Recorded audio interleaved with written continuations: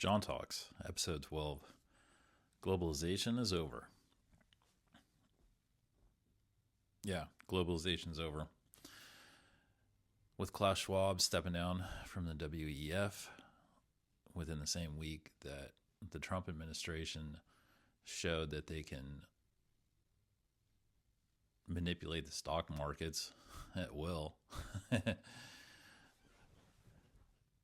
by restructuring the global trade order with his global tariffs, this administration is showing that they understand the controls of the federal government in relation to the Constitution in a manner where they know that they are guiding the country towards independent sovereignty in accordance with the spirit of the original founding of the country, in navigating around the controls of globalization, which were also the same forces that the founding fathers of the United States of America were crafting their documents to primarily dodge to get their freedom. That's who they recognized that they were attempting to gain their independence from in the first place. And now we can say that globalization is over. This is the primary thing that I've been observing using my education from West Point. I had a degree from them in systems engineering and philosophy.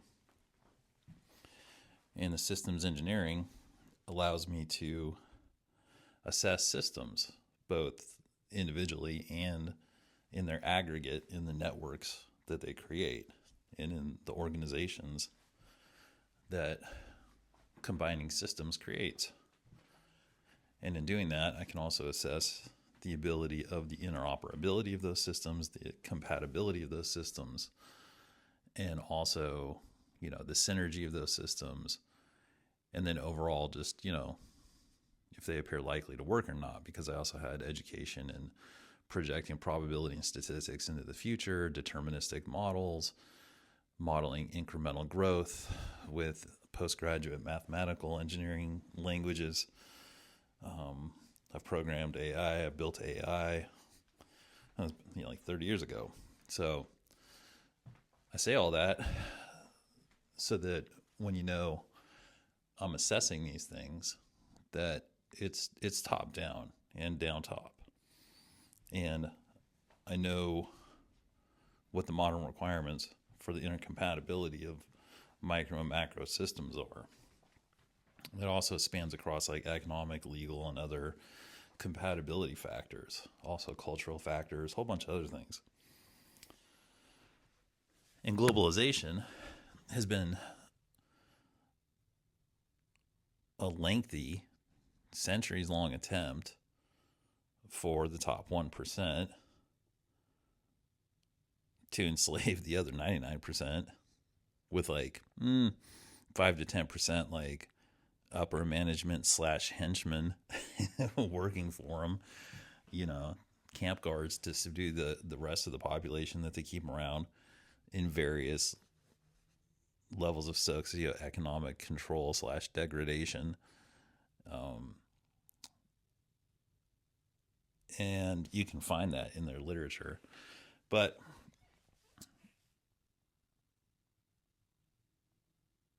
their system, their plan, was to put out a tremendous amount of their own systems into the world, which were interoperable from their perspective at the top of the food chain. But to these other systems, they wouldn't know necessarily that they were being interoperable. So they may have a secret society over here, and they may have a regular normal corporation over here, and a guy in a banking thing here, and a tech company over there. And to them, they were just like their own thing, their own organization, their own system, their own business, their own meeting place, or whatever. They didn't know that any of those systems had any interoperability with the other ones, let alone that there was a higher up clandestine power structure that was leading to control rooms, basically capstone areas of these systemic structures who had full view on all these things and were harnessing the power of it in every way. They were harnessing it in the fact that they didn't know that they were working with each other, and then they harnessed it in the fact that some of them did, right? And the aggregate of sort of like a lot of these on the business side ended up in BlackRock. Like if they're under BlackRock's control, that was where a lot of those interoperabilities, because then they started just forcing the interoperabilities in. And when they started forcing the interoperabilities in, that's what it looked like with like DEI language and climate change. And they would just come up with euphemistic titles for the systemic requirements that they needed for their seemingly disparate systems to work together. And then, the other wing of it would be like, because they have all these different wings, and like, it's like the political wing would like, okay, fine, we're going to use that language for that legislation. And then, the marketing team figures out how to market it, and then they send it through all their corporate clients for marketing. And, they find ways to make money off of it too, like ridiculous money, just to install their own system capabilities out in the public. And, they're working at a level where they have governments and central banking systems and the fundamentals of society, a lot of them under their control and use. And so what they were trying to do was surreptitiously install all the global systems and then flip the light switch at the end and like make them all one big control grid in an unelected manner, to put it mildly, because they would be taking control of many sovereign nation states without their consent, and then just controlling the whole shebang. And a lot of people were theorizing that, it was going to be like the UN was going to be in charge of like federalized regions. Like a lot of people theorized back in the day that the EU model was going to be the model for all the regions. Like there would be a North American Union and South American Union and African Union, and then eventually they'd all report to the UN. And there was some credibility to those theories. But ultimately, that was just like the political side of things. They really wanted the economic and military control of it first. And the economic control they primarily had just through the central banking system and the Bank of International Settlements, all their member states, and accusations regarding the management of the Bank of International Settlements in terms of like the fact that because the Bank of International Settlements is the bank above the lending central bank arms that lend out to the nation states and the unions. And so, the accusations were essentially that banking system had been profiting and choreographing wars for centuries. And, it all is true, because that banking system, they could have easily put into their value system that they wouldn't lend money to warring nations. They could have put their own lending requirements in at that level so that the nation states couldn't engage in arms races, that they couldn't overdevelop their weaponry. There's all kinds of things they could have done, but they are a private corporation. They're not a bank. They're not an elected, thing. So it turns out they're part of this globalist structure where they were just, oh, okay, let's just sprawl this thing out. And lots of people have talked about this. Lots of people have figured this out. This isn't like new. But what the news is that their goal was that at some point it was all going to come together and crystallize, and they're going to get full overt control in the open of everything. And they're really close. If you look at it as a building project and you look at how many systems they had and how much control they had of all these different areas of life, they were extremely close. And honestly, it kind of looked like a slam dunk. Like at the end of Obama's second term, it looked like they had most of the stuff in. And then their little Tower of Babel to try to take over this stuff. By the way, it's also part of the reason they hate the Russians so much, and it's because the Russians aren't playing that game. India was not playing that game, and then China, the CCP. I mean, they're just their own nightmare. So, there's no indication that they were going to be able to take them over. But the Western Hemisphere was definitely, and still is, has these components in it. And so, like, when they got really close to pulling this off, and recently, I mean, just like in terms of things they needed, like in America, they needed the Chevron case. The Chevron case was allowing them to build out all their, illegal structures, systemic structures and control structures within the power of the federal government. When they lost that, they knew, most of those guys on the inside, they knew when they lost that one, that was a big one. And then, yeah, because then you have like, the USAID and like all these other establishments within DC that are getting exposed for all this crazy corruption, and not just corruption, but the systems of corruption that are in there that were sending things out the door to other systems that were beyond oversight, beyond control, all kinds of things, and like massive amounts, massive power, not just money power, but obviously money power as well. So those are just being torn out, like professionally, like surgically, and those are things they can't rebuild, because not only are they being taken out, but they're being cataloged because they're high crimes, and so people associated with these systems that are being pulled out of these establishments, these institutions. Yeah, I mean, obviously, stuff's highly illegal, so there's going to be people being prosecuted soon, and there's plenty of evidence, and it's across all these different institutions. It's pretty crazy. But I'd say like the vast majority of those systems and infrastructures that were in there that look corrupt, they're not just corrupt, but they're really just serving these attempts at globalist compatibility for takeovers, like a parasite on a host, like when they start controlling the host. That's basically what's been occurring. And that's also what the Epstein, Maxwell, Diddy cases are bringing up. Like when you get past the awful horror and salacious details of the sex and abuse and torture that are involved in those cases, you get down to the analysis, and the analysis always is with those cases that they're part of intelligence gathering to blackmail powerful people for placement in these positions, whether it's of cultural importance, like in the case of Diddy in the music community, whether it's the handpicked placement of controllable music stars or celebrities in that world, or in the case of Maxwell and Epstein, talking about the position and placement of powerful politicians and other people within the infrastructure. And it turned out that the awful activities they were engaged in, although they did seem to have some occult and spiritual importance to the members of those organizations, it was also primarily just to get blackmail material, which they treated like security clearances in their world.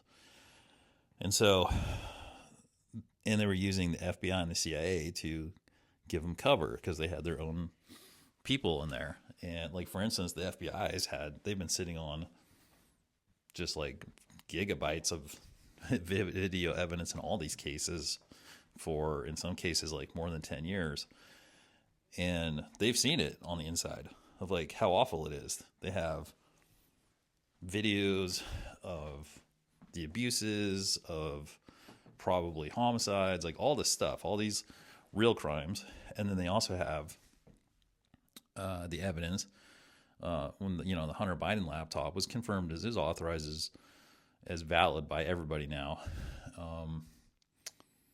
And that one is just like an email server of all their corrupt business. Has all the emails, has all the people's names, has like them talking business, has them like literally everything that you could possibly want for that to bring that whole network in is on that laptop. And that's what people are talking about with the Clinton emails. So there's just her business out in the open, and their business is just evil.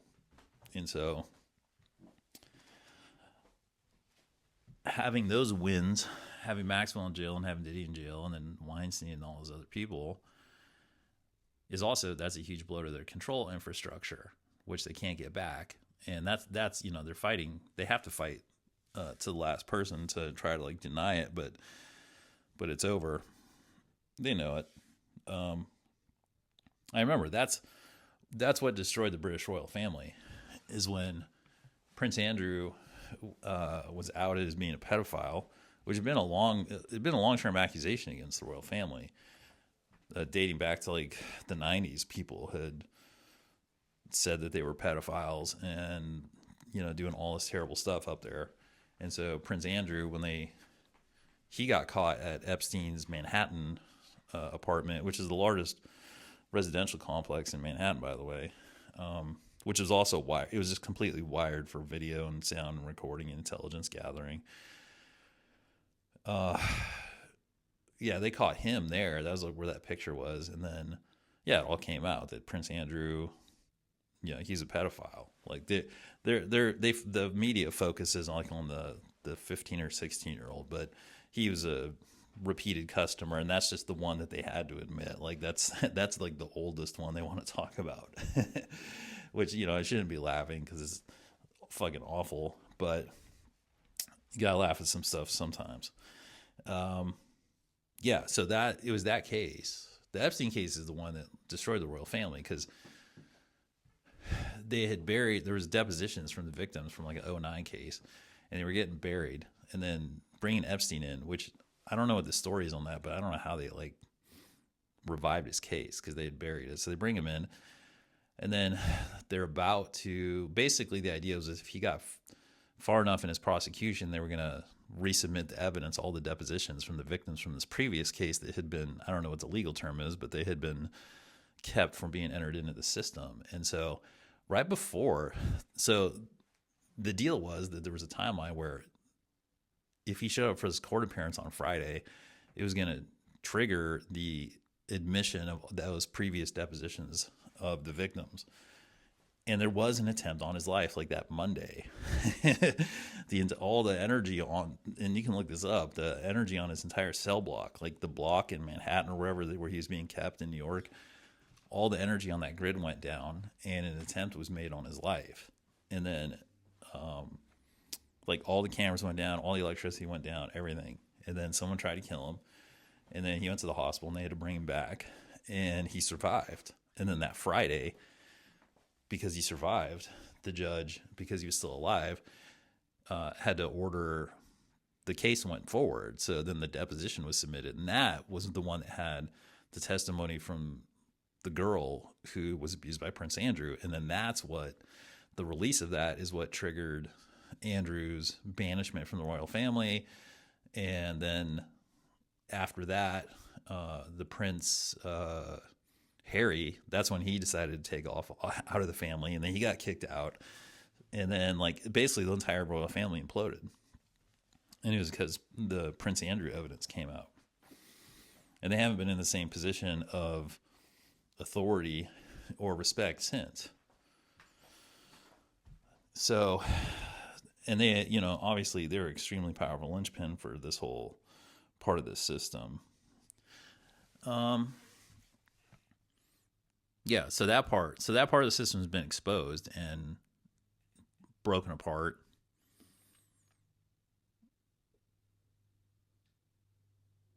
And they have a whole bunch of other systemic controls that were supposed to meet up at a certain time frame for their plan to work, because they're trying to go for the whole enchilada. And when you're trying to go for the whole enchilada, if you get 90% of the enchilada, it doesn't work. So they have all these other control apparatus, right, throughout general society, because they wanted to, at the last second, unite this very large region of control over huge swaths, like basically the entire Western Hemisphere. while they were still, trying to like take over control basically of the whole world. I mean, it's just classic. They want control of the world shit. And so Western Hemisphere is mainly on lock. And then, yeah, these systems are just getting broke. They're getting broken out and exposed. And they're so detestable that the exposure itself is enough to catalyze its downfall, right? Because these systems, they're basically, black market activities. They're so illegal that once awareness gets placed on them, it's very hard for them to survive, because one of their design features is that they rely on invisibility to ensure survivability, and exposure is deadly for them.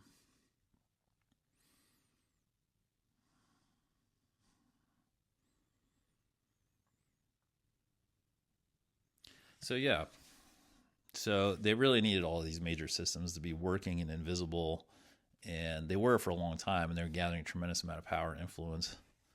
And from their perspective, it looked like they kind of had it in the bag. And then COVID-19 was going to be, it was designed to be the catalyst for like the final takeover, really. Because they've been planning that one for a long time.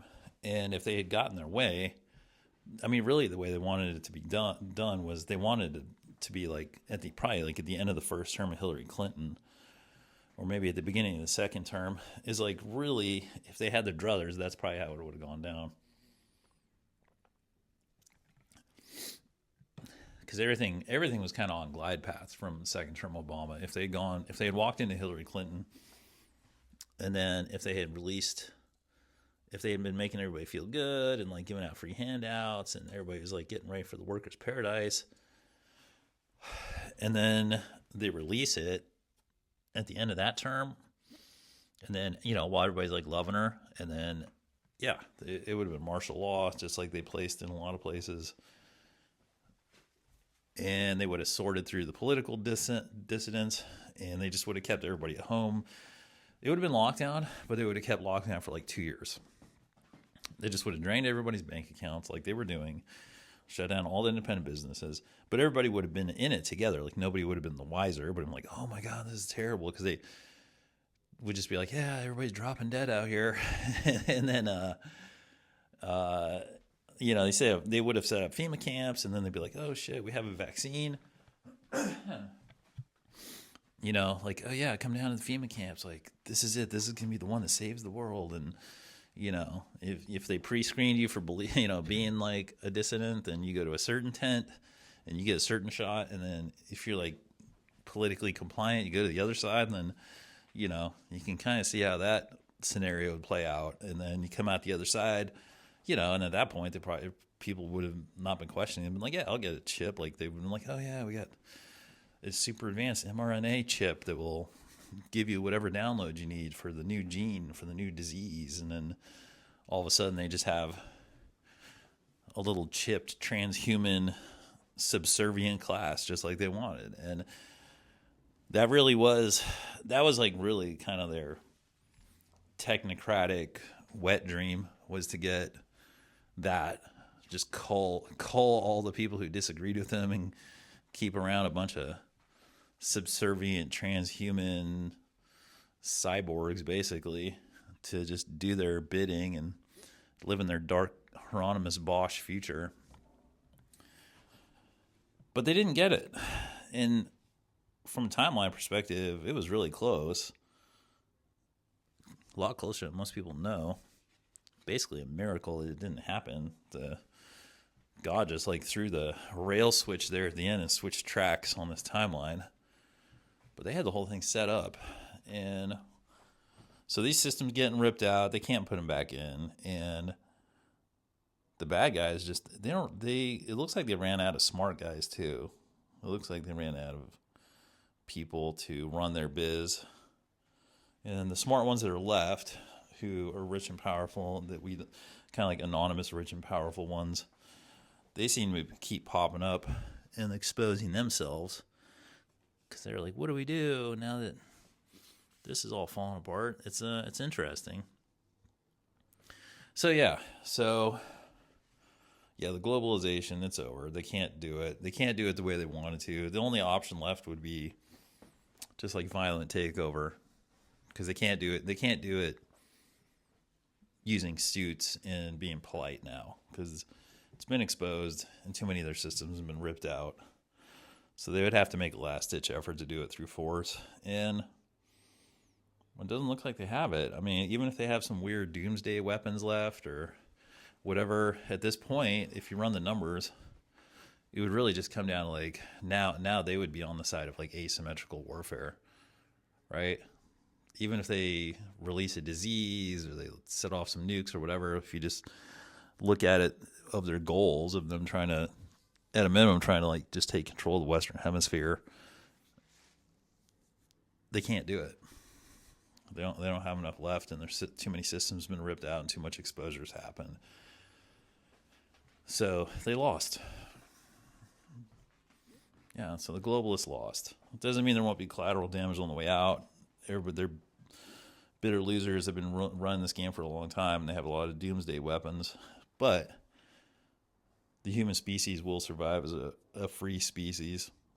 They didn't get enough control. They didn't kill enough people. They didn't alter enough people to screw up the survival of the free portion of the Homo sapien species. And, from the larger perspective, it means,